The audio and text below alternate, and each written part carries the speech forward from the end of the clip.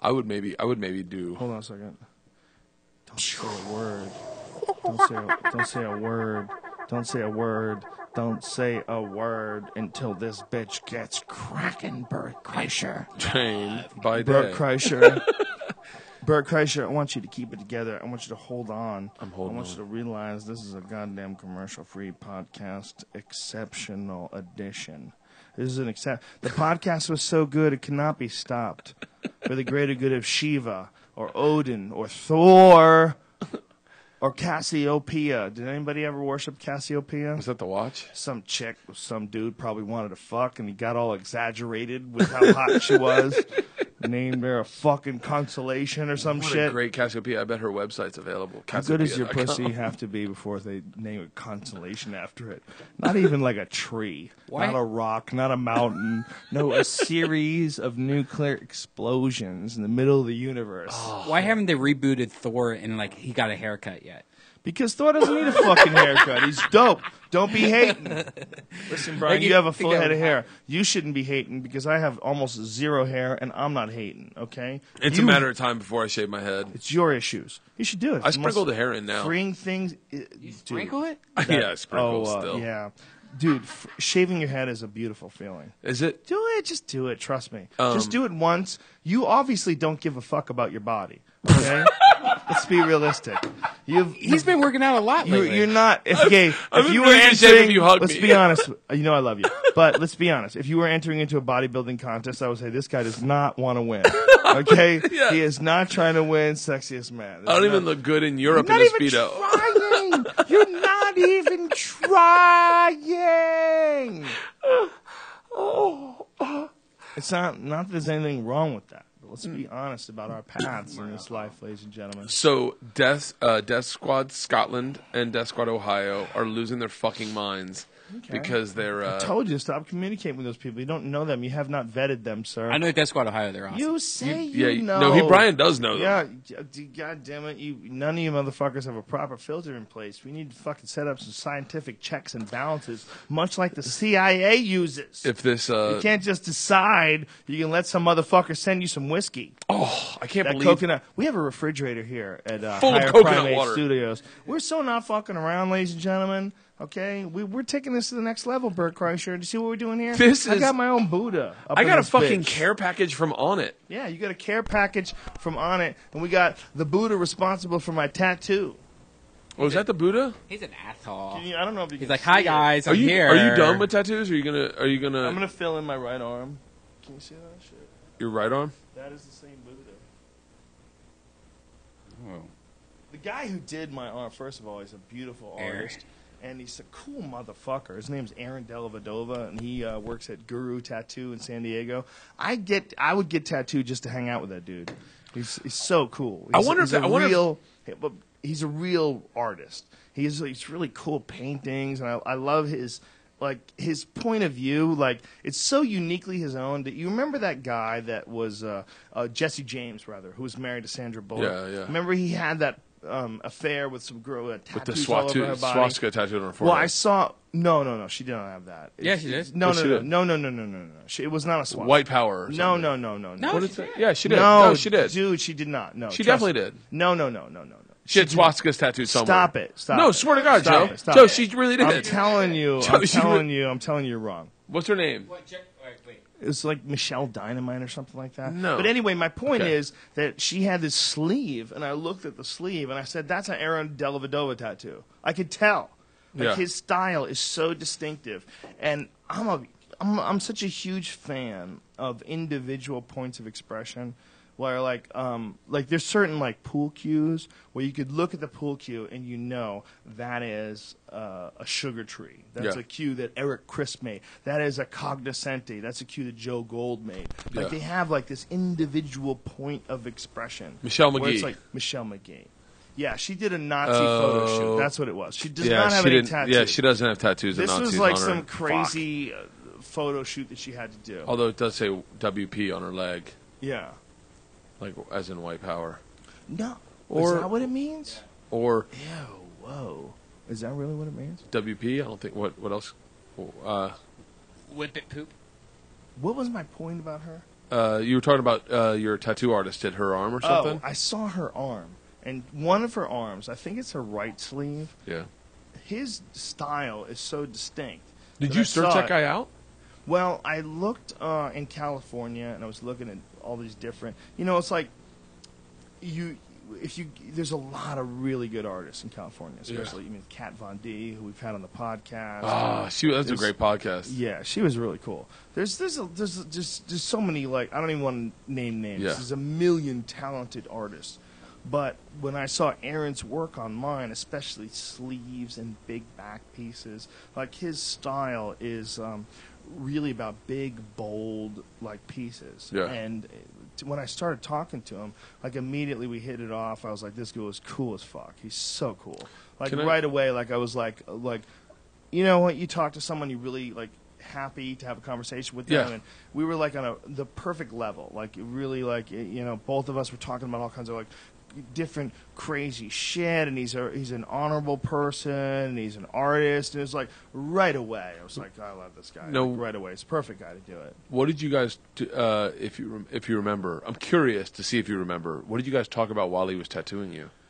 Everything and anything, man. Like, do you remember any of the conversation? Like, is it? We have it all on video. Is it like a meaningful? We have at the beginning. Are you serious? The first sleeve, the beginning of the first sleeve, a lot of it was on video, but then the second sleeve is like about 3 years old. I still have to go back. There's a few spots on it. It's amazing. Most of it is a Miyamoto Musashi piece.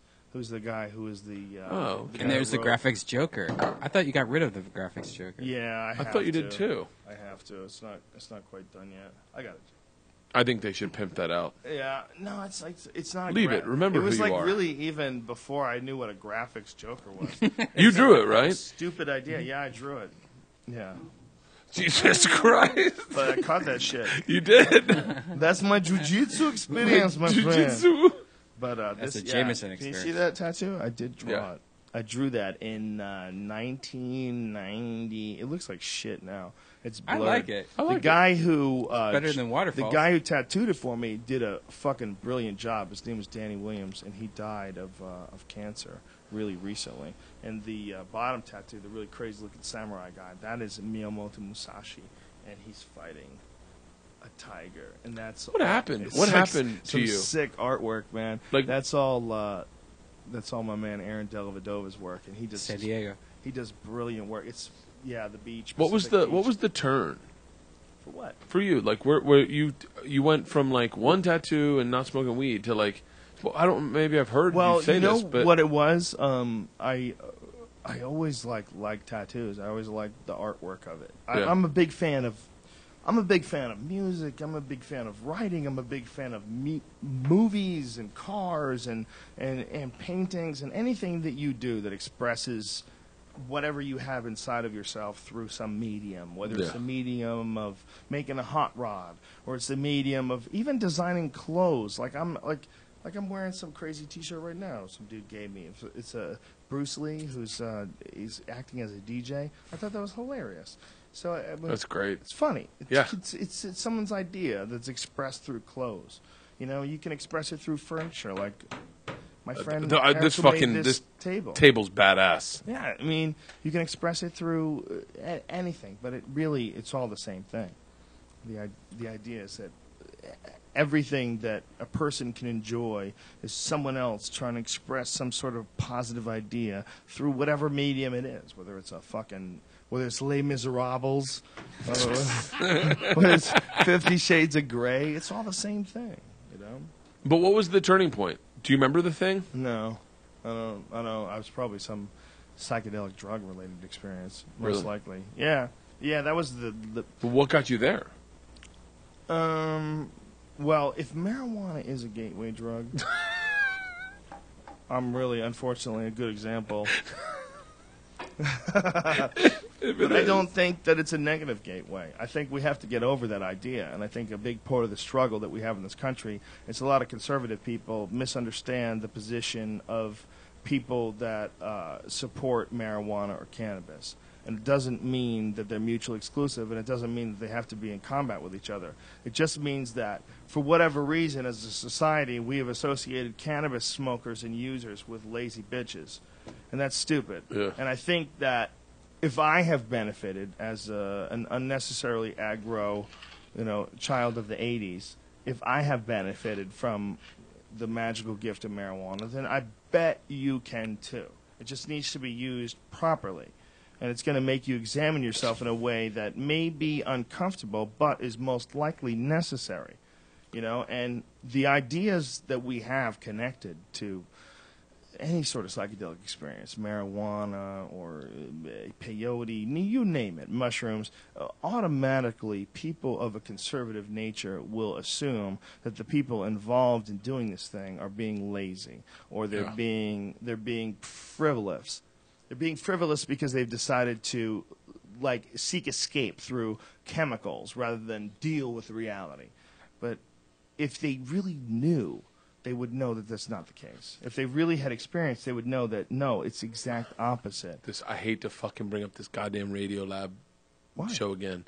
They were talking about religious experiences and people who did acid, and they were talking about, they took these kids in school, took them down to a church setting where a church sermon was going on. They're all religious teachers, okay?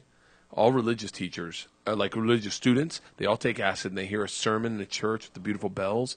Oh. And they said that 9 out of 10 people in the test group, so there's 20, 10 have a bullshit, the placebo, 10 had the other one, 9 out of the 10 had a religious experience. Wow. And they were saying that 9 out of the 10 also went on to teach in the ministry. Like 9 out of 10 people that took acid, and they were talking about the concept of whether or not you could do acid and whether or not you could create a religious experience. And if you could, why wouldn't you have that all the time? Why wouldn't everyone look for that? Well, what's what we were talking about earlier about one day maybe we can get our shitty brains to accept a state of opiate and MDMA at the same time all the time. I want a low-grade cocaine. Well, think about what's going on. I mean, all respect to people who are on antidepressants, and this is not an antidepressant rant. And I think, quite honestly, that there's quite a few of those rants they're ignorant. And even though we had a conversation with Cara Santa Maria, who's on the podcast. Fucking loved her. Yeah. That girl was so fucking. I've regurgitated some of her facts in conversation, not realizing I'm doing it. I was afraid to Google her and see what she looked like. So I was like, what if she's not hot? Because she was so hot on this podcast. Just listen to her. You were like, she's beautiful. Smoking. And I saw her. More importantly, she's very fascinating. Very, very, very really fascinating. Person. And what was my point? I'm taking her psychedelics. Olive Garden next week. 3 of them in a row. Psychedelics. Are you taking her at Olive Garden? Yeah, next week I'm taking her Olive Garden. You want to do a double date? Nope. How dare you? Just hang out with her. He'd be rubbing his dick in just cock blocking the fuck out of you. But anyway, the point was that she was describing her own personal benefit from using antidepressants, and her own personal, her personal benefit from regulating her state of consciousness, but with the use of science. And if you really stop and think about it, some of the best feelings that I've ever had have been under the influence of chemicals. Whether it's right now or whether it's the first time I ever did anything, which was MDMA, anything of significance. When that feeling is so sensational, what would life be if that feeling existed all the time? We automatically have this thought in our head that cannot be managed, and that needs to be discarded right away, immediately, for the state of consciousness that you exist right now can never be elevated. This is what it is. But how do we even know that's true? I wonder sometimes, because I go I feel like I spend my day chasing a buzz, where it's like coffee in the morning, and then there's this dead period in the afternoon where I'm like, well, before the beer comes. Yeah, before the beer comes. When do you feel it's respectable to start drinking at 5 p.m.? Yeah, 5 p.m. Yeah, 5 Leave me alone, woman. At 5 p.m. you can say, leave me alone. I had a hard day at work. Who keeps the fucking lights on? Some of the best moments of my life are when my wife had a job. We were living in an apartment complex. We had a nanny only because I was on the road, and sometimes the nanny and I would overlap, and I'd be there when she would be there. The best feelings. My kids are there, sun setting in Hollywood. My wife walking in the door and just going, "Did anyone open a bottle of wine?" Oh, motherfucker. I remember getting chills it's Christmas Eve. And we crack open a bottle of wine, we pour one for the nanny, we just sit on the couch in socks. Fuck. Oh, you're fucking hilarious. I love those kind of moments. You love ultimate relaxation moments where everybody agrees. Yes, that it's time where to crack everyone's open. on the same page. I think that's one of the things. Crack open the bottle. Everybody agrees. Yeah. Oh, it's great. Like, well, that's why you're like sort of the ultimate party meister. It's like you're the guy that would get everybody. Fucking Bert wants to do shots. Let's do shots. Are we doing shots? We doing shots? Give me a hug, you fucks. I love you. And everybody would get together. Right? I think, I love that feeling when like it's like just fucking someone just goes. I go, is it gonna be awkward if I order a beer and someone will be like, if you get one, I'll get one. I'm like, we're fucking drinking. Yeah, right away. I fucking love that feeling. I think that's what. The feeling people get when they connect when they smoke marijuana is that someone likes it and then they're like, nah. And they're like, okay. Right. It's such a great, like... There's definitely a thing that comes with being, like, in that sort of fraternity of people that know, that know you'd smoke pot. Everybody's in this, like, oh, we're all cool in this, right? Because, like, as much as you sort of accept the traditional notion of reality, like, if you've never gotten high, you and I have very little to talk about. I mean, we can talk about a few things. For certain, we can talk about facts and statistics and history and numbers. We can talk about a lot of things. But we can't talk about what the fuck is going on when you think about someone and then the phone rings and it's them. We can't talk about that because you're going to give me some scaredy cat answer. You're going to go, well, it's just statistically, it's just sort of a coincidence. Their brain taps out. Really, they there's no relationship whatsoever. There's never been a statistical correlation between you thinking about someone and then them calling you and that meaning anything significant whatsoever. It's just nonsense.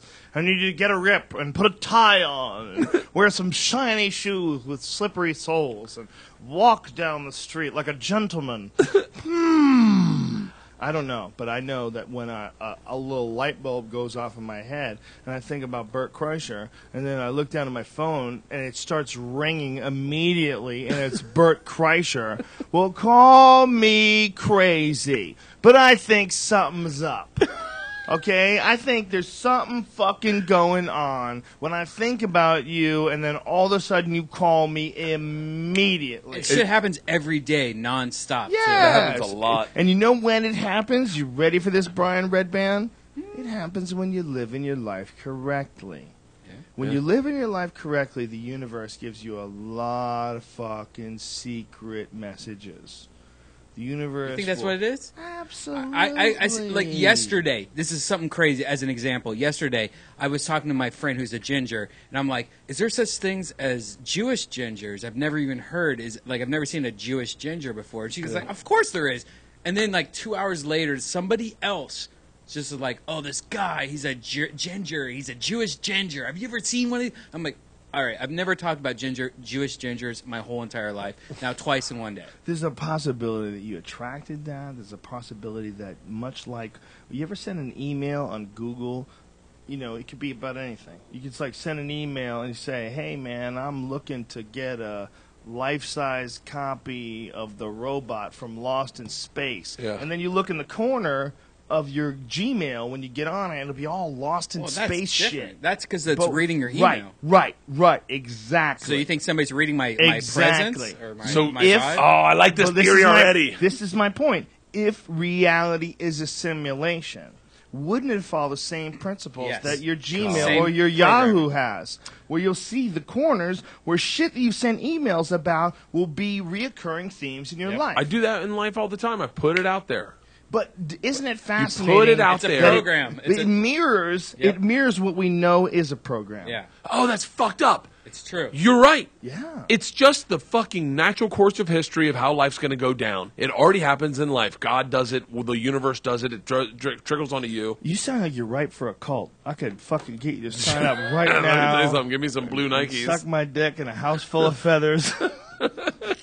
I could be so quickly put into a cult. I've been watching this documentary on the Vice guys made a documentary about this fucking dude who's he's the new Jesus. He's a Siberian Jesus. Have you seen that, Brian? Mm-mm.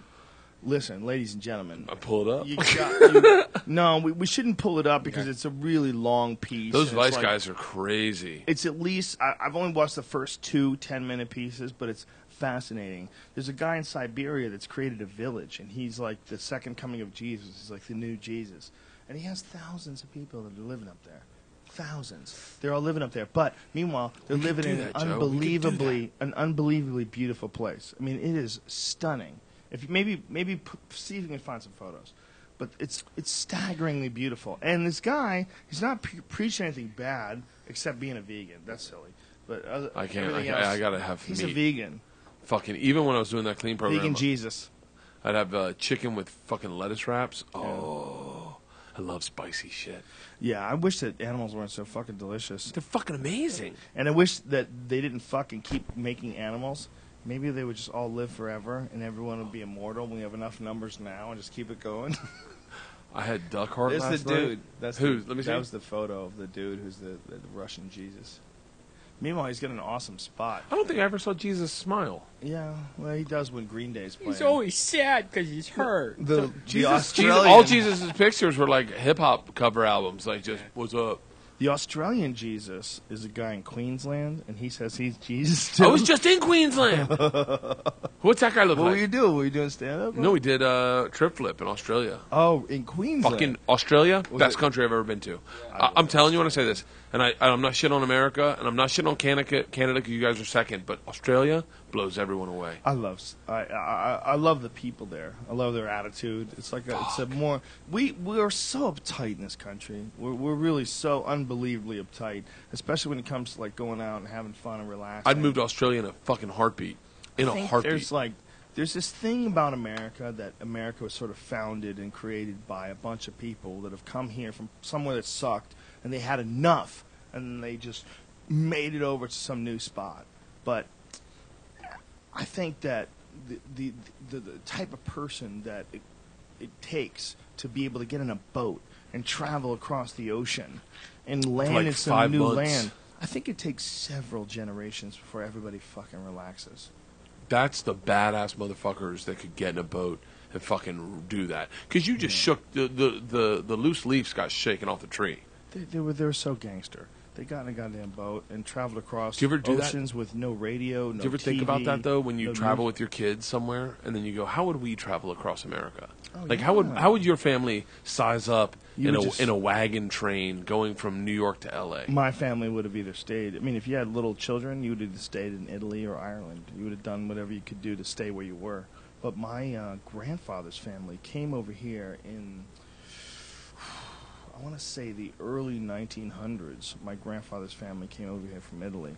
Yeah. And my grandfather lived on a farm, and he used to tell me stories about how they used to kill rabbits with their hand, like grab them by the neck and snap them. That was like a normal part of your life.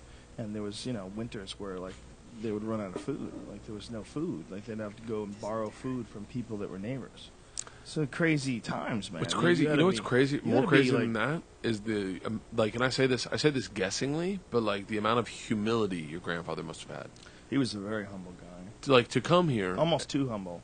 He got walked on by my grandmother. My grandmother was like a really strong woman, and she used to yell at him all the time when I was like a little kid. Really? Because my mom had me when she was 20, and my mom did her best, but she was really young. When you're 20 years old and all of a sudden you're raising a baby, that's a. Your grandparents are only 40. I was 21 when I was born, or when my mother was 21 rather when I was born. I was 21 when I was born. I might as well been. I would probably feel like, oh my god, this bitch is 21. She doesn't know what the fuck is going on. I got to get up to a 21-year-old grandparents are like what, 37? No, they're older than that. 40? Right they couldn't now? have been. No, at the time you were born. I don't know. I don't know how old they were. I mean, think hard about for me it. to wrap my head around now. I don't want to do the math, but the point was my mother was young, and so like growing up with like a young mother that doesn't necessarily know what the fuck is going on makes you realize at a young age, like, oh shit. It makes you start looking at everything a little differently. This lady doesn't know what the fuck is going on. Wait, I don't think she can make eggs. She was okay with that, but it was like, we are both in this fucking crazy thing together. You realize like kind of early on that no one knows what the fuck is going on. That's crazy. I can't imagine my biggest hiccup in life was getting into stand up because I didn't have any humility at that time in my life. And my dad gave me a speech on my 26th birthday that was like fucking aggressive. Like really? Like your 26th? 26th. It was on my birthday. Like he called me and I thought he was going to wish me happy birthday. Oh my god. And he was like, "You're a fucking loser." Oh my god. God. He's like, you make me embarrassed. I'm embarrassed that you're my son. I lie about you. Oh my God. He goes, you know what that's like to have a judge say, I heard your son got his life's option by Oliver Stone, and he's in New York doing stand-up. How's he doing? He goes, I lied in fucking court. He goes, it makes me sick to my stomach. I was like, what can I do different? And he goes, nothing. I was like, well, can I fix this? And he goes, I know, I failed you as a father. And it got me to, like, it changed my life. Like, he taught me how to be humble enough to get a job in stand-up. So you just needed to work the door, but I thought I was above that. I thought that I was better than that. Like, I thought that someone would just grab me and put me on stage and I'd be discovered. That's how I thought it happened. I didn't know you could literally be humble and say, I want to do this. How do I go about doing this? Please help me, to someone. And he got me into it, and literally fucking started doing it the next night, and 6 months later I had a deal. And it was like, it was a fucking... one of the greatest things I ever did. I look back at that so fondly those times. Me, like, outside, this is every single night hanging outside. Jim Norton, Bobby Kelly, Patrice O'Neill, not Colin Quinn, actually. I've never actually met him until recently. Why'd you just throw him in there? Because I started getting into a tough crowd mentality. I started listening off the credits of Tough Crowd. I was like, me, Bobby Kelly, like Nick DiPaolo. But I call myself, Nick. I'm honest, I never met Nick either. Funny. You never met Nick? No, I mean, I've seen them come, I worked the door when he'd come in and do the club, but I never, like, knew him. You seen him on stage? It's fucking, Nick's brilliant. I love him, man. Nick DiPaolo, to me, is one of the most underrated comedians in this country. Hands down, no questions asked. He's the kind of guy you can tell his jokes to your friend at a bar, and they fucking lose their mind. Dude, he had a joke about her. You remember when Katrina hit? Dude, it's so cruel. It was so fucked up. But he goes, yeah, they were writing rescue signs on the roof. But I'm not doing this any justice. I'm so sorry. I was already thinking of doing a Nick bit, and I was like, "There's no way I'll get through it." They were signing rescue signs on the roof, but they were misspelling them. Instead of help, it said hep. You want some hep? Drink that fucking water. If you want some hep, drink that water. Nick DiPaolo. I'm sorry, Nick. I butchered your joke. I apologize. I wish I knew his joke about. He goes, a lot of guys. I'm not going to do this any justice either. A lot of people say they haven't said the N-word. A lot of people say that. Really? I guess you never put $1,000 on a playoff game then. I know I ruined that bit, but no. That was good. Nick DiPaolo is one of the funniest. I watched Nardi and Ick. $1,000 on a playoff game.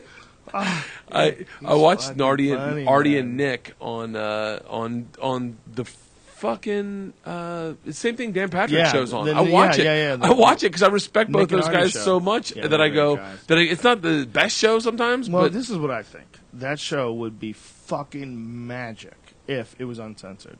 And to take Nick and Artie and put them on regular radio, shit, I didn't realize it's like that. taking Joey Diaz and make him, instead of talk, write with a crayon. Yeah. It's nonsense. It's fucking stupid. I watch it all the time, though, because it's like... I love Nick and Artie. Someone with some fucking balls, please take that show, put it on the internet. You'd make more money. You'd have more people listening. And you could still put it on DirecTV or whatever the fuck you're putting it on. It still would be... But let Nick be Nick. Let Artie be Artie. Let him be crazy. Let him fucking talk completely unhindered. The way we were talking. I was talking to someone recently about bomb lines, and Nick bomb lines like when you're doing bad and a heckler's attacking you and you have your comeback.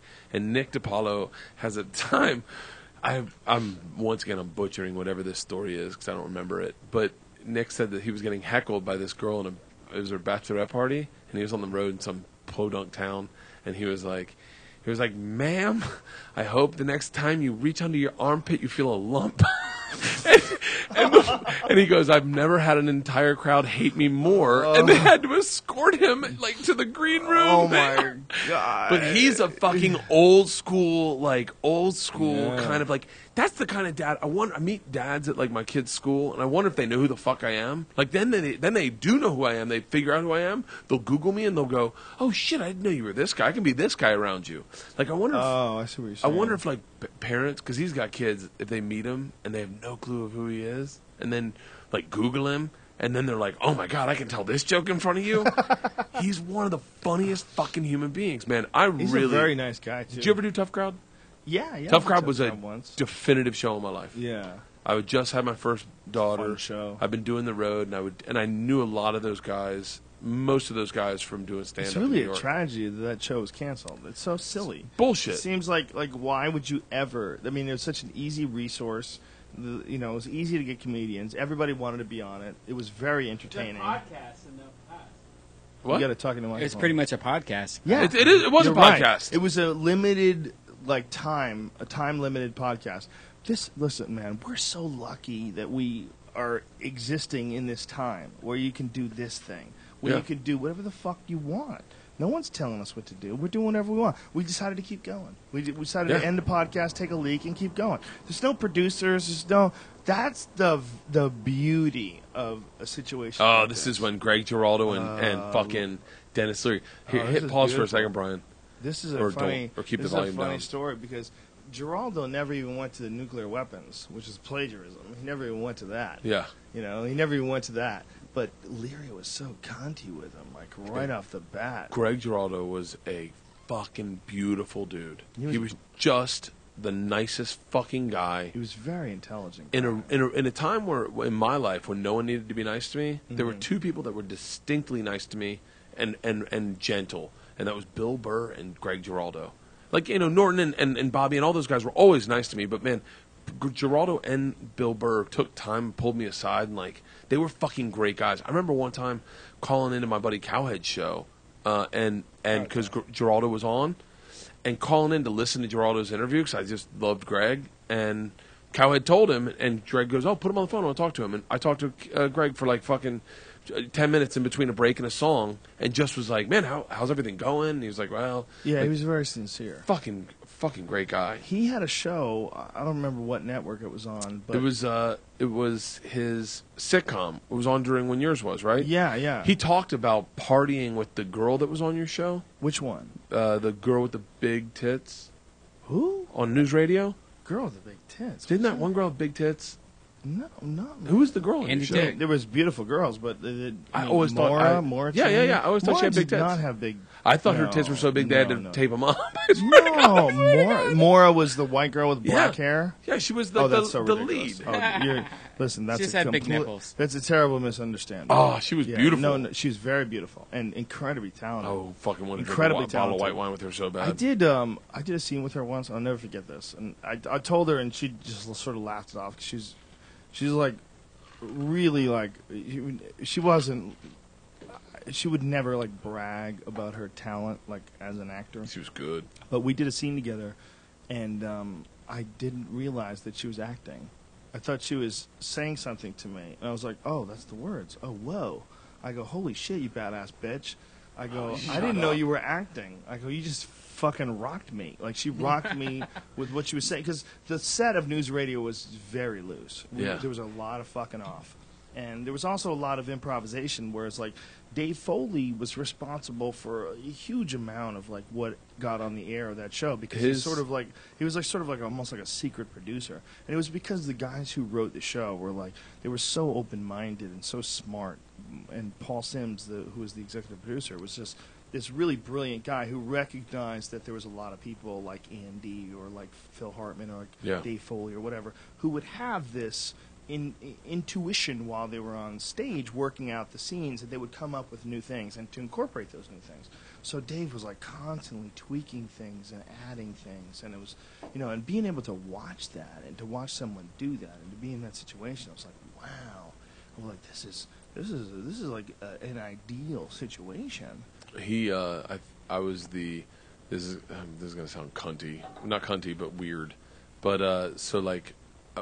Last year was a very good year for me, and I'm also in the middle of our school, so like our kids are in third grade, and like now we've been at school long enough that kind of we know all the parents, and so like I was the resident famous comedian parent, like, oh, he's a comedian. I think Dave Foley's kids go to our school now, and Dave Foley, they were like, have you heard Dave Foley? Like he spoke at a PTA moment. Apparently he's a fucking amazing dad. Like either that or it's a guy that looks like Dave Foley. What do you mean? He's an amazing dad. Like he fucking shows up and does all the shit. Yeah. And they were like, No, and I don't go to anything. I don't even go to recitals. Like I just fucking. He's a very solid dude. That was a great set. But what I'm saying about Morris, she was built. Oh yeah, she's very pretty, beautiful woman. Huge but knockers. she didn't have big knockers. Oh, she was fucking hot as shit. Yeah, she's very. But yeah, but Greg Giraldo As shot was across from Candy. you guys, and you guys used to party, right? And well, Greg was right next door, and he was. There's a lot of guys who had TV shows. There was a lot of guys who like got gigs. Back in those days, it was like they got a development deal, and maybe they had a few episodes. Like my friend Tom Rhodes, he had a show for a while. Fucking love Tom Rhodes. He's a good dude. He's a great dude. And I met Tom. The first time I met him was when we were both on NBC. I was on News Radio, and he had his own show. And then he went over to Amsterdam, and it's just Tom's beautiful. He's fucking awesome. He really is. But he never lost his shit.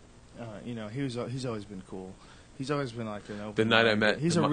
Tom Rhodes is like, in my opinion, like a fucking legit comedian. Tom Rhodes is from Florida. Yeah. And I've told him the story a number of times, and he never really remembers it. But we ran into each other in Amsterdam. We did that Showtime special with Russell Peters. And I said, the fucking first night I met him, I was working at the Boston Comedy Club. I came downstairs, and he was at the bar. And I knew he was from Florida, and I was from Florida. And I like to stand up. And I walked up to him, and I was like, hey, man. My name's Bert. I'm a comedian. I just started. I'd love to ask you. And he stopped me, like put his hand on my chest, and was like, listen, you start buying beers and I'll answer every question you want. And I was like, all right. So I put my fucking dad's credit card down, and I fucking bought beers and talked to him about comedy for like 3 hours. It was fucking great. He was one of the dudes that did the Ice House Chronicles, and we had a long conversation afterwards. I was with you. Yeah, he was like, the camaraderie is so cool here. It's like we have like real comedian camaraderie. He was hammered, and I said, Yeah. I was with the two. I had a guy with me to drive me. And I was like, Tom, let us take you to because he was hammered. Yeah, we were trying to tell him there's no way you're driving. Yeah, and he was like, don't worry about me. Yeah, I sleep in the car, I wake up, and I He go. didn't drive. Yeah, he slept in his car. You can't do that. That's illegal. If you sleep in your car, they'll arrest you. Yeah. I just had a simulation thing happen to me, Joe. That Dennis Leary video that we were talking about. Last night I watched this movie called Happy, which is all about depression and stuff like that. It's a documentary on Netflix. I recommend it. It's all right. But there was a guy in the movie that was like a motivational speaker to kids. And I was like, who is this guy? It's the guy on the right there. I've never seen this guy Lenny ever Clark. in my life. Lenny Clark. Yeah, and now he's in this fucking Lenny video. is going to be on the podcast. Are you serious? Let me tell you something. The second time I ever did stand-up for money, I opened for Lenny Clark. I used to say it was the first time, but it's a lie, ladies and gentlemen. The first time I opened up for a guy named Warren McDonald. That's the first time I ever got paid. But the second time I ever got paid, the truth is, I opened up for Lenny Clark. And I was in a place called Jay's in Pittsfield, Massachusetts. And Lenny, he's always been like super cool to me. God, look how fat Greg looks. Does he look fat? Yeah. Well, considering like. Well, Greg if you're that comparing everyone- now. Brian. How Oh, Brian. dare you son of a bitch. At least you know that Greg would have been going, that was a horrible joke. Yeah. The big guy, by the way, Lenny has lost a Are you shitload of serious? weight. Yeah, Lenny is really thin now. He has a was in six-pack. that documentary. So wait, is Are you this- serious? In that documentary, Yeah. he was pulling out towels because he wouldn't stop sweating. Yeah. And I was Yeah. I was talking to the girl I was with last night, and I was like, "Isn't that crazy? He's just standing there talking to kids, and he can't stop sweating. There was like sweat all over his body." What documentary was this? It's called Happy, and I just saw it last night. I'd never seen this guy before in my life, and I just pulled up this video, and he's in this video. It's so fucking. Wait, where's the part where Greg and Simulation. Greg and whatchamacallit fight? We did that movie together, Here Comes the Boom, the Kevin James I haven't movie. seen it, yeah. And Lenny Clark was in that movie because it was shot in Boston, and Lenny played a local Boston guy. Lenny It's a Clark, stretch. I fucking love that guy, but He's funny he as lost shit. a lot of weight, man. He lost a ton of weight. He looks great. I mean, he's like really lean. He doesn't have a gut at all. A lot of Italian guys out of work. That's right. Who are very good at this. That's true. And I'm sure they would do it for a reasonable price, and they could come back, we could have a feast. And like they did in the civil. Is this where Geraldo? Where do they and him- fight? It Find says, out. well, it's about the time I think right here. It's the guy that Well, yeah, there's Well, still- what they're happens still is laughing. Dennis Leary gets mad that Greg Giraldo has prepared material. It's really hilarious. balls off them, and that's how they found out where they were buried. The balls? Yeah, no balls. I use the expression, you know. Sorry. Is it during the Nukes of Hazzard? I don't know. Someone should like find this off air. and figure it out because it's a really interesting. They're asking for, well, there might be. They're asking for what? There's a nonviolent way to solve the problem with the country that we hate that hates us has got weapons pointed at us? I don't think so. No, you're right. Like Russia, for example, that big Russian war. God damn it, There are things that there are things that. No, Dennis Leary's upset. Look you at have to be strong about it, but there are approaches. There are economic benefits that we're giving them in order for them to stop developing their weapons. I mean, I heard recently they agreed to stop building nukes if American women agree to get their nails done at least twice a week. Here we go. It's just something I read. That's a good point. This guy writes so many jokes before the show, it's not even funny. It's unbelievable. He's got a pocket full of them. They're good ones. I'm not saying they're not good. I'm just saying. I know, it was right there. That's kind of what we do here, Dennis. I'm a comedy writer. Wow. Oh, boy. Here we go. I'm not coming back. That's it. You're the guy in school that did all the homework and then asked if there was any more that needed to be done. Yeah. That's a good point. And if you had tried a little comedy writing, maybe your show would still be on the air.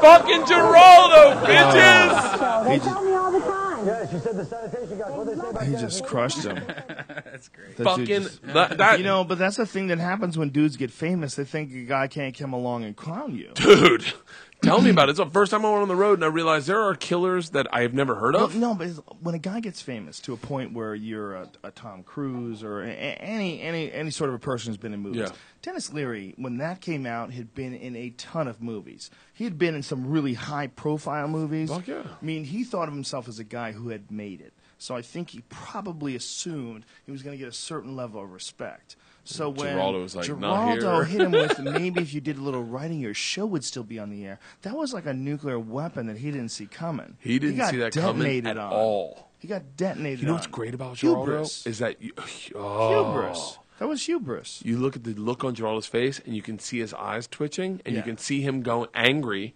going 3, 2, I got this, and then like making his tactical call in his head. You can see that happening almost. It's a superior mind.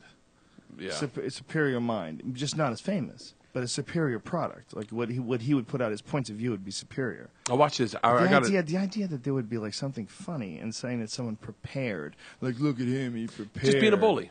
Well, that's the idea that is ridiculous. Like that's so crazy. Like, oh, look at the painter. He went and painted. Like, what the fuck are you saying?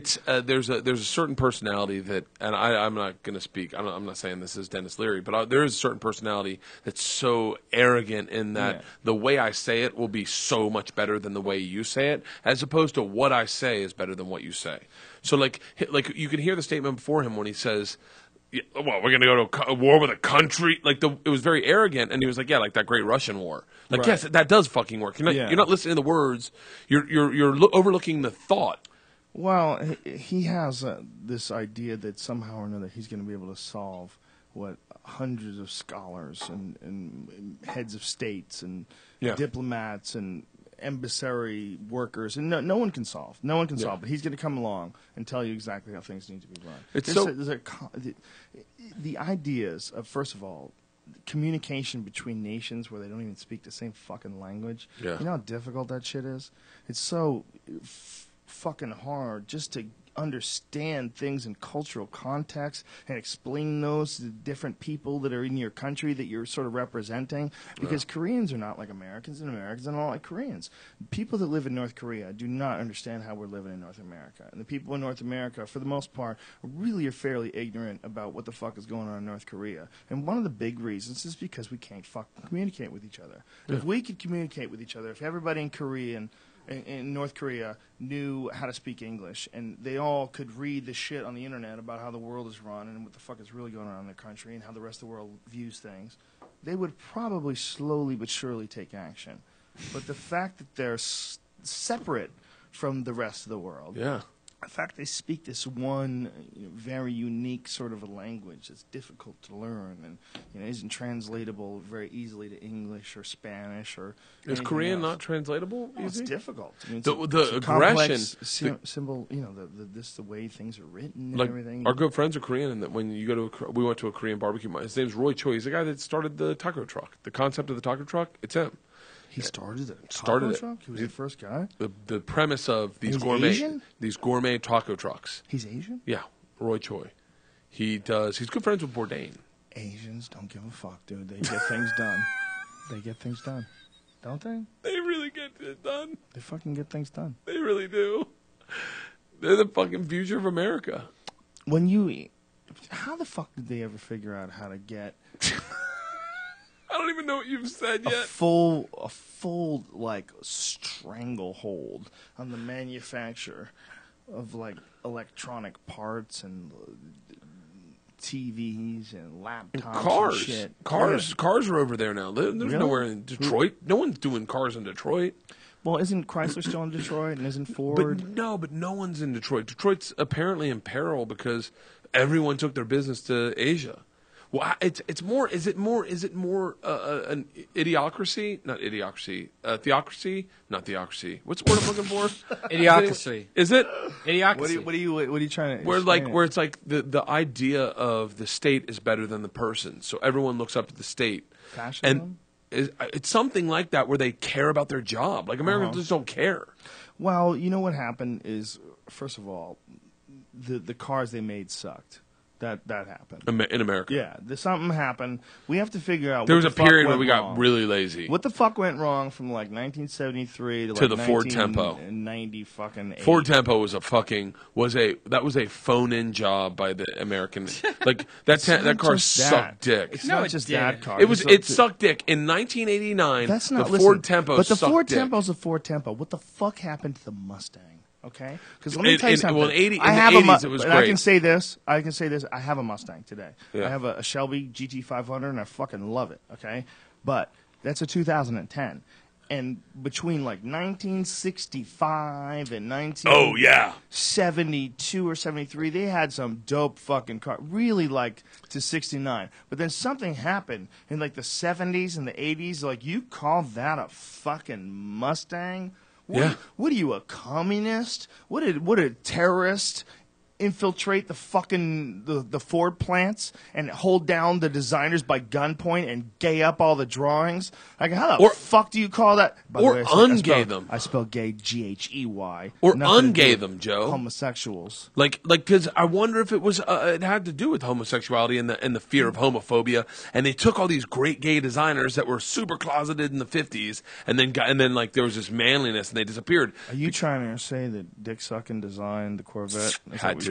No, there's no way you can tell me as a man what is sexy without knowing sexy as a man. What the fuck are you talking about, Pete Townsend? The Corvette is the sexiest car you can put me in. Is it really? I just drove one from Miami to Marco Island, and I tell you right now, the second I sat in that seat, I would let the steering wheel be close to my face because I wanted it there. It was just fucking... It was God. What kind of car was it? A Corvette. Which year? Brand new, 3,000 miles, convertible. All the new ones. Was it a 426? I have no idea. The 426s, they have the Z06 Z06 engine and suspension in a convertible. So fucking hot. Like, I just felt cool as shit in that car. That's not a Corvette, Brian. It's a goddamn Miata, and it's pink. How dare you? I didn't do it. How dare you hate America on this podcast? Hating America. I gotta poop. Well, why don't you go poop, man? We'll wait. We'll hold on. Yeah. What time is your comedy show tonight, Brian? And can we guide people in your general direction? No, I don't even know where I'm gonna go. I'm just gonna try to get up somewhere. No, when you do that, what do? You just show up and say, Show up and try to sneak my way in. Like hey, my name's Brian Redban. You might know me on Twitter. Yeah, exactly. Is that what you do? Yeah. Why don't you start a room of your own, Brian? Huh? I did. I have like 3 rooms every. So, do you think ever we'll be all contained under one roof? Do you think that ever the full Death Squad family will have podcast studios in one gigantic warehouse? I'm in. Because that's what I'm saying. I'm saying we also duplicate this at the Onnit compound in Texas. Why not? Yes, Austin. High fence, thousands of acres, our own lake, plus deer to shoot. How do we get it? How do we Solar get it? power, bitch. Did I say what? Maybe we can have our own fucking satellite. Okay. How do we get satellite. it? How do we get like a Death Squad like studio in a warehouse where we can make TV shows? It's easy. Well, I don't want to make a TV show. Let's put. Why not? Why not? Because I'm busy, bitch. I'm busy. No, Joe. It just needs to be an umbrella. Listen, if I make a TV show, here's my next TV show. I'm going to play pool. Pool around That's the my guy. next I TV think it's a great show. idea. That's for It's real. not boring. It's not boring. It's not for you, bitch. It's not for for you. 99% of the people. The other show is we are very close to sign. I can't say with who. Don't even but, say what it is. There's a show that is a what lot the of it is fuck? based in the podcast. What are you doing? Taking text messages? And No. talking about them live on the air? No. This person said that they got a new phone number. They're like, sorry, I got a new phone number. And I thought they were lying. But now they're sending me pictures of this. Is that, who is that? Gaddafi? Is that Gaddafi? Yeah. All right, so it might be not the person I'm thinking it is. Okay. Yeah. You get someone sending you murdered people. Wait, what's the new Gaddafi's show you're photo? doing? What's that? What's the new TV show you're doing? Oh, it's based a lot of it on like controversial subjects, and a lot Yeah. of it it'll be all of it will start off from the podcast, like examining all sorts of different. There's no tentative. Well, we sort of have a tentative title, but I'm not necessarily happy with it. So the idea is, like the way we've done the podcast, where we explore all these different ideas, whether it's shamanism or ghosts or Bigfoot or UFOs or fringe topics, crop circles, reincarnation, Yeah. psychics. And we're going to talk about it on the podcast. Like I'll have a guy like you or Ari or Duncan or Joey or any comedian come on, and we'll say, it's like we'll do it right now. What do you think about Bigfoot? Do you think that it's possible there could be an undiscovered primate that people have been talking about and reporting for ages, and it's somehow or another eluded photography, except for a few really questionable photos and some really fucking shitty video that looks fake as fuck? Put all that aside. Put all the hoaxes aside. Do you think it's possible? I think it's possible, 100%. Why do you think that? Because I believe. Whoa. Yeah, I believe. Wow. I believe in Loch Ness Monster. I believe in You Chupacabra. believe you can fly? Do I believe I can fly? Do you believe you would let yeah. R. Kelly pee on you if you were a 14-year-old girl and you didn't know why you were there in the first place? I definitely believe that I have the capability to fly in my body. I just haven't figured it out. And once we do tap into that, I will be able to fly. Okay, but like Bill Hicks used to say, start on the ground floor. Right? Bill Hicks had a great joke about a young man who, on acid, thought he could fly, leapt to his death. What a tragedy. He goes, what an idiot. He goes, if you thought he could fly, why did you start off from the ground? Don't you feel like that? I remember when Star Wars Return of the Jedi came out. Empire Strikes Back came out. I remember watching Luke move stuff with his mind, and I remember being in the back of my car trying to do that hard as fuck, like staring at objects, going like, get it up. Trying to make shit fly. I swear to God, because I was like, it seems logical. Well, there's certain aspects of life that seem so preposterous I mean, and unrealistic. static electricity. What Yeah. the fuck is that? It just hits you. Have you seen those Tesla experiments where he was like touching electricity and it was like a bolt was flying through Yeah. this big Tesla coil and it's connected to his arm? Hold on. Have you seen any of those photos? Did Tesla just have you seen the new Tesla fucking car? Did you see them all explode when Hurricane Sandy hit the beach in New Jersey? What? Yeah, there was a whole warehouse that had like this. They had a dock and they had all these new Karmas. That's what it was. The Fisker Karma. It wasn't a Tesla. It was another one of Tesla those looks electric badass. cars. 50 they're grand, dope. it looks gorgeous. There's quite a few really beautiful electric cars right now, but the Fisker Karma is the one, and they had like 16 of them, I think, exploded on the docks because they had them on the docks, and the water came up. When the water hit these fucking electric cars, boxes, they just burst into like flames. Transformers? Yes, they just fucking blew up. And everybody was like, oh, okay. Shit. I don't think they knew that would happen. What happens if you drive over fucking standing water? What if you're driving home from a flood? Does your fucking car explode? Okay, because I can deal with my car shorting out. It's and raining dying. and you're just sitting in there scared Yeah. to leave. Like, But if I can save like $2 a gallon, but my car explodes when I hit a puddle, is that going to happen? Is that what the fuck is really going on? Really, that Fisker Tesla looks Karma people? That Tesla looks bad as shit. We won. It was either Motor Trend or Road and Track Car of the Year. One of those big magazines made it the Car of the Year. The Tesla, not the Roadster, but the larger car. Yeah. Something S. It's like a 4-door, and apparently it's just a marvel of engineering. But The real problem is going to be state taxes on roads. The roads will go to shit. there's a lot of problems. Another problem is the fact that everybody wants to pretend that buying some sort of an electric car removes you from the fossil fuel food chain. Yeah. But it doesn't. No. And in fact, it connects you with some even shadier minerals on like a really large scale, like lithium ion and all those different minerals. A lot of those are conflict minerals. They come from the Congo. They come from Afghanistan. They come from, like, if I was Brian Callen, I'd say Afghanistan. Afghanistan. If I was Amber Lyon, I'd say, what was it she was talking? Bahrain. Please, not in the book. Bahrain. Yeah. These minerals that you need to create a lithium-ion battery. By the way, mad love to Brian Callen and mad love to Amber Lyon. We're just fucking with you. Those minerals that you need to make batteries, they come from like really fucking imprisoned and impoverished areas. They're conflict minerals. Lithium-ion is officially like a conflict mineral. Like a lot of shit that you need to even make cell phones. It's like, I think Vice had a guide. They did a Vice Guide to Travel episode where Shane Smith went to the Congo, and they were. I don't know why they're not on Travel Channel. I would love to see one of their fucking shows. Because it's too deep. They go too deep. Same shit Bourdain does. No, they go way further than Bourdain. Way further. It's not even close. It's not even close. Where Vice goes to the fucking Congo deep, deep, deep and talks to warlords. Really? Okay, they go looking for dinosaurs. Yeah, I'd love to see that. I think they can put that on. Why not? We enjoy watching it on the internet. Why can't Travel Channel put it on? You're correct. However, most people that run these organizations, whether it's a network or it's cable or whether it was broadcast television, they're very conservative because they're trying to sell advertising space. Yeah. So when a company like Vice comes along and they have like and they're Vice literally they have no respect for any corporation at all because they'll do what the fuck they need to do to make what they think. And they is have videos real. where Hamilton Morris goes into the jungle and he's taking crazy drugs and lying on his back and. It's like they're not going to sell Tide during those times. They're going to have to accept that. They're not going to sell Tide. But they do. See, that's what's really stupid. It's like there's this weird sort of game that we play, whereas we pretend that the people that see all the fucked up things that you can find on the internet are not the same people that wash their clothes. That wash their clothes. Or I wash my clothes. Buy gas or any of the variables, any of the things where you try to target people. We're all the same fucking people, man.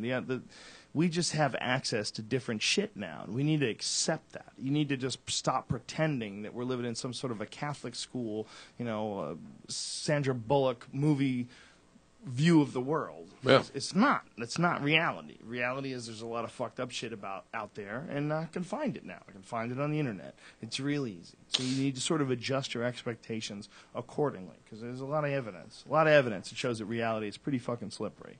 Yeah. There's a lot of nutty shit out there. But that Tesla car looks bad as fuck. Yeah, but it will explode if you hit a puddle. What a horrible feeling. They look dope. I like that's the 426, that one that Brian just put up. That's the new Corvette convertible. It's got a 505 horsepower. The last version of this engine, I think it's called the LS1, but it's might be wrong, but it's just huge fucking power and torque. That's also in the ZR1, the same engine. They supercharge it in the ZR1. It produces 648 horsepower. Like, this is like, for people who like talk about like muscle cars, this is like the greatest era of muscle cars in the history of the fucking world. No really? one, yeah, the muscle cars that people are creating now actually can take turns, and they actually have good brakes. Like, there's a Shelby Mustang they have now that's unbelievable. The regular, they have the 302 Boss Mustang. That's like, it's like they're like moderately powered. It has 440 fucking horsepower. It's unbelievably powerful. Is it the Dodge Challenger? Challenger? Yeah. Is that the? We went to. It's more of a muscle car though. We went to drive Lamborghinis and Ferraris and Porsches on a track for a trip flip, and the dudes just wanted to drive the Dodge Challenger. They would take you out for a ride, and they were like, "This is more fun for us to drive." Why is that? I have no fucking idea, but they did everything, and they do the burnouts where they spin in circles. They're like, "It's just more fun." Like those things, I think. Like, I definitely have driven a ton of those Lamborghini type cars. Those things are fun as fuck, but it is a different drive than like it is really. You don't feel as loose maybe as you do in a Dodge Challenger. Like in a Dodge Challenger, you're fucking sliding and it's fun. Feeling it. Yeah. Well, they have a broad sort of you could pick from like a lower horsepower engine to like a really ridiculous engine and those things. Yeah. Like you could like ramp it up. And there's a lot of people who take those cars and they ramp them up even more. Like Hennessy, I know Hennessy makes like a 700 horsepower Challenger. I love when you get like those special edition cars. Yeah. But what they are though, like the muscle cars of old, those things you couldn't take corners in them. Yeah. Like these are completely different animals. But the Challenger is still like a muscle car, whereas like the Camaro has become almost like a sports car because they handle so well. It might have been a Camaro they were driving. Now that I'm thinking about it, but like we were taking corners in the Lamborghini at like 90 miles an hour. Yeah. Taking corners. It's fucking insane. Yeah, you can do ridiculous shit with sports cars. I flew to Italy for a day to drive a Ferrari down the coast. Yeah. Like I had to drive a fly. I think I texted you about it. Yeah, You were which like, one did you drive? I have no fucking clue. But I just drove it down the coast, and I had a chase car in front of me, a chase car behind me, and they just taped it, and I just fucking flew. Wow. It was so much fun. Like those paddle, bop, bop, bop, bop, just flying. Yeah, those paddle shifters, a lot of people are upset about that shit, though. A lot of people think that a real sports car, you should shift it manually, and that just because it's quicker to shift it with the paddles, like you're missing out on part of the experience. And I kind of agree, man, because I like shifting my own gears. I do There's something too. fun about it. I do too, but there's so many people that probably have never learned how to do that. They can't learn on a Ferrari. I'm sure that's just a sales thing because the paddle shifters are much easier. Yeah. Way easier, but it's not as satisfying. I mean, it's not that it's hard to shift your own gears, but there's something that's like mechanically engaging about putting the clutch in, sliding the shifter forward, letting the clutch out, hitting the gas at the same time. Something super gearing the sexy when you engine. met a girl that knew how to drive a stick, and you were like, you're a good dad. Especially if it was like a fucking Mustang or something crazy. This dirty bitch is out there driving a big fat V8. She wants to drive when you go to the movies, and you got to say no. And you got to not let her be on top the first time you fuck either. It's very important. You got to establish dominance immediately, Bert Kreischer. You got to grab that bitch and let her know the feeling of gravity and the density of the bones in your hips. You know what I'm saying, Brian? Holla back. Ooh. So, Bert Kreischer, how much time have you spent on the road lately? I'm fucking dickload. I'm on the road every week, I feel like. I'm home 2 days this week. I'm going to take a leak. Talk to Brian about it. Okay. Let's just end the podcast. It's been 4 hours. Give me just 5 minutes. Just 5 minutes, Brian. I'll tell you a story. All right. Tell me a story, sweetie. Okay. Do you want to hear the story that I had? I got to make it. Oh, okay. I'll tell you a good story. Let's talk a secret story. A secret story. Let's talk a secret story. This is the reason no one would listen to the Brian and Bert podcast. Because I find you funny too often. Oh, thank you. I find you funny all the time. No, but we like I listen to the podcast, and when I hear you say things that maybe stop Joe or like Dice, like you said like 2 or 3 things that made me laugh so hard during the Dice podcast. I'm smoking in the studio right now like a bad boy. What's in that room right there? That's behind me is just an empty room. There's a lot of empty rooms here at the studio. So I'll tell you the story, okay, Brian? All right. So I checked into. I did Columbus, and then I did after that I did Kentucky. Right. Checked in the Kentucky hotel, the hotel in Kentucky, and I have 4 bags. I have shirts. I have shirts for 2 weeks, so I have 4 bags. Bellman takes my bags, takes them. I have to let him take it in my room because he's going to get a tip. We go in the elevator. He asks what I do. I say I'm a comic. We get out, and the second our door opens, another door opens, and it's a older white dude, and he walks out like 3 steps behind us, and he follows me down the hallway 3 steps behind us, all the way until we get to the end of the room, the hall where my door is, and I'm like, is he going to my room? Turns out he's in the room directly next to mine. So as he goes to open the door and like put his key in, I jokingly in front of this bellman, thinking he'll laugh, I go, hey man, if you want, we can open up that center door and hang out all weekend. And the guy now is like nervous and he's trying to get his key in. And he's like, no, I don't want to do that. And I go, well, it could be cool. We'll like get to know each other. Wait, you said this? I to said the this guy? to this Why guy. would you say that to a guy? Just fucking around. You want him to kiss you or No, something? just fucking Why around. would you ever even bring that up? We're just fucking around. Just fucking around as a comic should do. All right. But what if he said yes? I don't think he will. He's an older man. Yeah, but what if he did? He's an older man. You asking someone for some butt sex? No, Yes, listen. he wants I'll butt tell you. sex. Let me tell you. I'll tell you the story. So I checked into the Kentucky. I go to do the Kentucky Improv or whatever to Louisville, and I have 4 bags with me, and the bellman takes my bags up the elevator for me. And I got Is this a gay story? No, it's not at all. It's super good. It's one of the funnier things I've done in a long time. Can we put music to the back of it? Yes. We'll wrap it up with this. Is this a strong enough story to close the podcast out with? It might be. It might be. Okay, pull up Roadkill, Ghost Choir, Beggars Guild, and we're going to play that in the background. Come on, sweetie. Let me design this thing. I know what I'm doing. Trust me. Oh, did you pull up Miss B? No, you can't kiss me. You got to stop. We're playing that out. We already did that today with the Brad Pitt, Stephen Dorff what's thing. the Roadkill, Ghost Choir, and the song is Beggars Guild. We need to get a Death Squad iTunes account, don't we? We can just order things online. You know what we need? Real internet. Hi, real internet. We need to hang out at Death Squad more. Yeah, okay, we can do one this week there. We want to do Fridays there. We can do Fridays there with Callan. Fridays, yeah, because I have the ice house. Okay, beautiful. All right. There's Now, Bert Kreischer, what were you trying to tell me, man? What were you telling me, buddy? What were you telling me? You're in Louisville, Kentucky. Hey, don't be ignorant, you Columbus, Ohio fuckneck. Columbus, Ohio fuckneck. I never heard that. Fuckneck. I just invented it. So I never heard it myself. probably the wrong song for this, but It's the perfect song for us. so Tell me what happened. A little volume, please. yeah, a little more volume. What So I happened, check into the Kentucky Improv, and a black dude checks in my bags. He grabs my bags, puts them on the trailer thing, brings them in the elevator. I gotta let him take it in the room. He's earned his tip, right? Right. So we take him up to my room. He says, "What do you do?" I said, "I'm a comedian." He goes, "Oh, okay." And we don't talk after that. Doors open. Second elevator door open.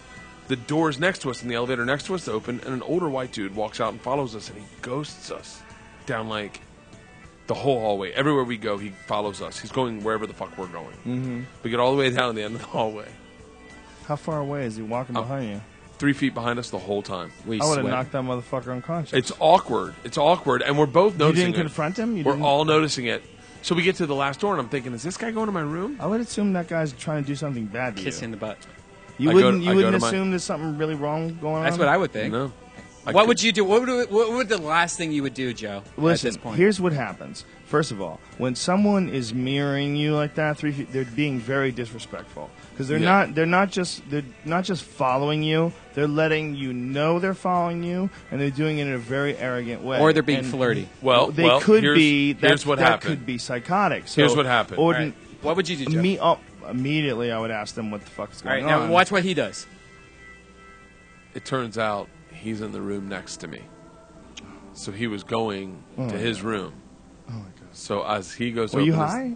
I was drunk. Oh, so you're paranoid? No, but I was thinking about it. Were you scared about life? I have a lot. What were you thinking about? I was thinking about the black guy Mortality. knew I was a comic, and I wanted him to know that I knew Kevin Hart. Kevin Hart. Because that's what I thought he would That was love. going to save you? No, hold on. And so the old guy goes to open his door, and I jokingly, now I've told the black guy I'm a comic, but I haven't done anything funny, so I jokingly look at the old guy and I go, "Hey, if you want, we can open up that connecting door and we can hang out all weekend." So it gets better, Brian. So the guys now can't get his, because I've panicked him and he can't get his door open, and he goes, no, I don't want that to happen. And I go, no, it'd be cool, man. We'll open it up. We'll hang out with like the darkness and just talk to each other at night. And he can't get his door open, and finally gets his door open, and he goes, I don't want that to happen. The door opens, and before he can close it, I stick my head in and I go, hey, man, if you change your mind, knock and scratch. So he goes, no, and he shuts the door, and he's fucking panicked. And I look to the black guy, and the black guy's gone. He's in my room. Okay? So I go, fuck, I did that joke for nothing. So I go into the room, and the black guy's putting the bags down. And he gets done all the bags, and I go to take, you might want to get ready to cue the music, Brian. I go to give him a tip, and the black guy looks at me and shakes his head, and he goes, no. I said, well, I got to give you a tip, man. You took my bags up here. And he goes, no, just knock and scratch. So I look at the black guy, I go, okay. So I knock and I scratch, and the guy in the other room goes, I don't want to fucking hang out, man! And the black guy falls apart laughing. He's on the ground like... So the guy in the next room called downstairs? No. The black guy, the guy who I told the joke for in the first place, heard the whole thing, and he goes, no, man, don't do it. You got to knock and scratch. So I knocked and scratched, and the fucking guy's like, I don't want to hang out, man. Bert Kreischer, that's rude. Oh, it was fucking the funniest You're thing taking I've a poor ever guy done. with a lot of insecurity, and you're fucking with his head. Funniest thing I've ever done. But that's kind of bullyish. You feel bad for that poor dude, scared of dicks in his ass. So bad. The whole weekend I kept talking loud as fuck in my room, just going, I know he's listening to me. Why didn't you just knock on the door and say, "Hey, man, I'm a comedian. I'm really sorry." It was being past silly." that. It was past that. It was past that? Oh, yeah. So you had to just, like, fucking just burn all the evidence. I had to fucking pull out the flamethrower. You just had to fucking just shoot rockets from helicopters. Is this the Incredible Hulk music? This is the end. This is the end. I could do this. My I could do this podcast all fucking night. Friend, the end. Well, thank you very much, Bert Kreischer, Death Squad, Ohio. You, sir, are a bad motherfucker. I had such a great time today, man. You're Thank welcome anytime, my friend. If there's anything we could do to help you in any way, shape, or form, You've done everything you could imagine. My vodka coming when it starts. We'll let talk. us know, Bert Yeah. Kreischer. We will launch that bitch. Machine Vodka is in motion, Vodka. ladies and gentlemen. Machine Vodka just became an official sponsor of the Joe Rogan Experience podcast. They have 1 year free sponsorship. We will talk about Machine Vodka for 1 year for absolutely zero money. And you will buy it all up, and Bert Kreischer will have a helicopter and a place on a volcano in Hawaii. So I can fly to our Texas compound with the high walls. Bert Kreischer's going to all buy over the country. Terrence McKenna's house on the Big Island and convert it into a bikini factory where the hottest girls in the world will make $1,000 an hour, and they'll make bikinis. And Leighton Meester will be one of my models. Exactly. With And Rachel Ray. Les Miserables will play in the background until everyone becomes a sex slave, zombie, robot, This has been a remote fun control. fucking afternoon of talking. Yeah, it was beautiful, man. This is what we should do all the time. We should do this once a week. You were the reason I have a podcast. You're the reason. I'm a grateful fucking you're man. the reason the podcast is successful. And Brian, you're how I know how to put a together. podcast up. We are all together in this crazy soup of life, Bert Kreischer. I am as happy for you as you are for me. I am We very are both happy. together, very fortunate, along with Jamie, the new guy, along with Brian. Have you said Redban. anything, Jamie? Shut up. No, He's he's not not ready allowed to talk yet. yet. He's not ready? He needs to go through an apprenticeship. You need 8 to see years. success and failure. Precious. And then he eats it raw. Yes, he does. Yes. Does this like puzzles?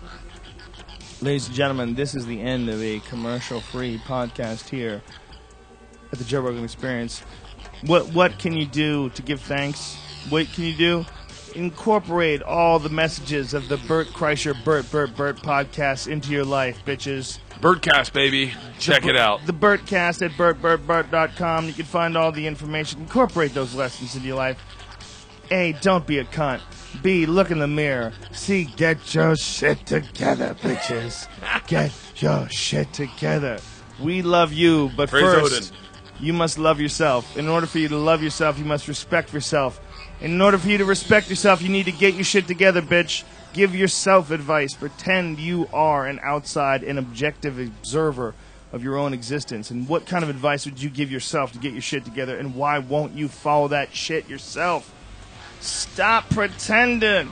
You can't bullshit a bullshitter. Suck it! Death Squad 2013, bitches! We're here! Fuck a Mayan! Praise Odin, son. Praise Odin, bitches! Odin knows what the fuck is up! And go to Rogan.ting.com and save $50. God bless. Jihad! God bless.